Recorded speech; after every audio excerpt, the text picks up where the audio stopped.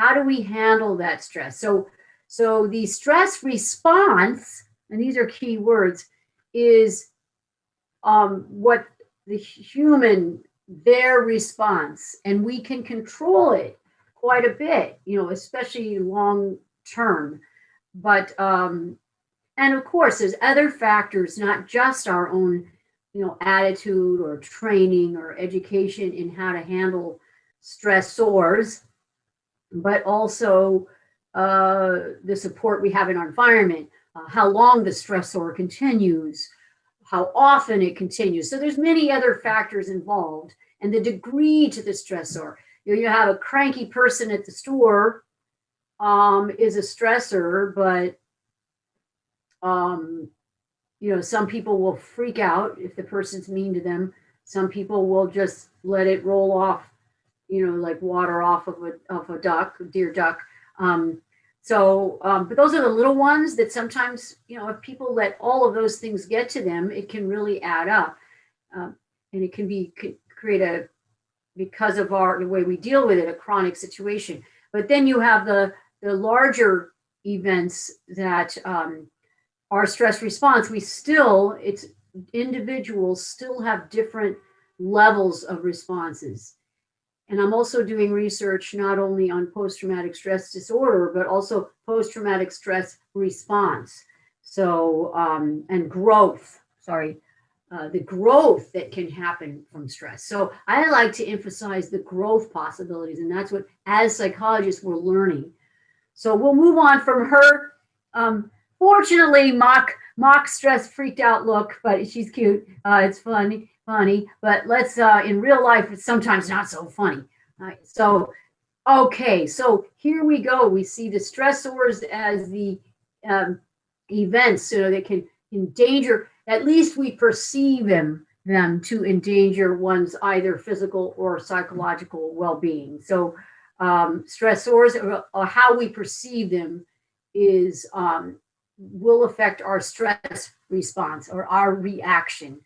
So now research has shown different aspects of the power, in a sense, or tendency for people or animals to respond to stressors. So Holmes and Rahe have shown 4 aspects that will affect the level of stress being perceived. So controllability, predictability, major changes in life circumstances, and internal conflict. So I'll go through each one of them. But before I do that, just to also mention, so the word trauma is more dramatic, and that really truly is on a high or a more extreme level. So you have natural disasters, war, rape, robbery, particularly armed robbery, etc. So there's different levels. So we'll go into that. That's just to clarify definitionally. But now let's look at these breakdowns. Well, later on, the breakdown happens. So I'll talk about it now, and then just review it later. So controllability is very important in how much we respond. So if we have a sense of control over the event, most people have less of a stress response. You feel more, okay, I can handle this.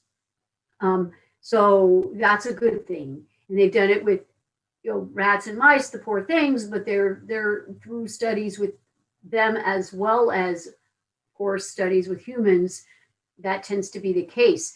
Predictability, same for the poor little rat or mouse who's being tested. Say, for example, they're giving them shocks on their tiny little delicate feet. If the little guy or girl knows how often or when it's going to happen, if it's predictable, the stress levels that this little creature experiences, or a human, is less.